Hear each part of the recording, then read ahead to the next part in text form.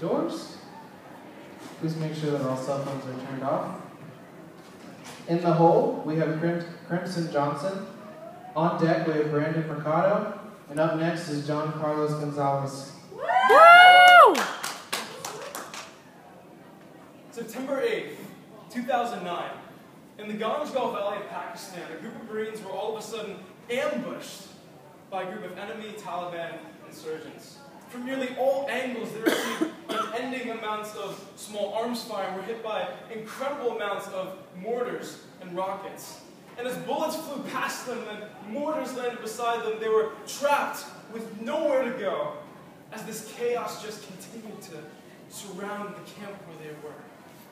And outside of the ambush, two fellow Marines, Corporal Juan Chavez and Corporal Dakota Meyer, saw what was happening in the middle of this valley and decided they were going to take action to rescue their fellow soldiers from sure death.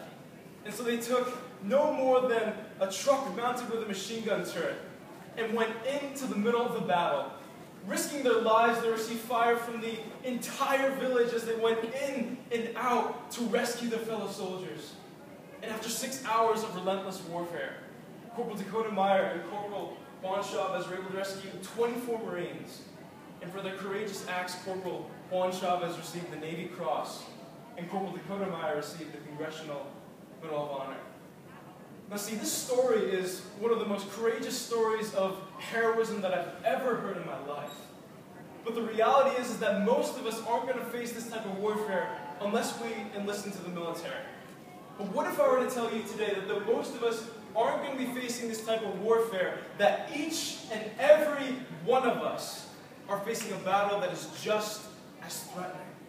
See, behind the scenes of our lives, we are on the battlefield of a war that we can't see with our eyes or touch with our hands.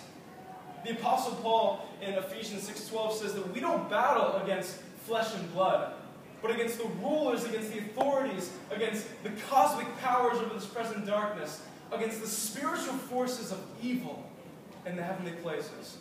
And so our real battle isn't against what we can see, but it's against what we can't see. And that there's kingdoms, rulers, and authorities that solely desire to steal, kill, and destroy from us through the power of sin. But see, there's hope, brothers and sisters. There's an incredible light against this darkness. Colossians 3:15 says that he, being Jesus, disarmed the rulers and authorities, putting them to open shame in them. See, Jesus, the Son of God, was put on a cross with the sin of the world on his shoulders. Your sin and my sin from the past, present, and future. And he died, he was put in a grave, but 3 days later he rose up.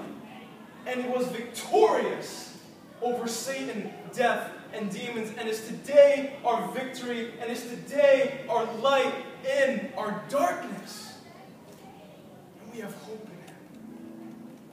But see, let's not be prideful and let's not be overconfident, because though we have already won the battle in Jesus, our enemy still fights against us. He still battles against us every single day. And so it says in 1 Peter 4:8 that we must be sober-minded and watchful, for our great adversary, the devil, prowls around like a roaring lion, waiting for someone to devour. But like a lion who just waits for his prey, who just waits for his prey to make a mistake, our enemy waits for us to make a mistake.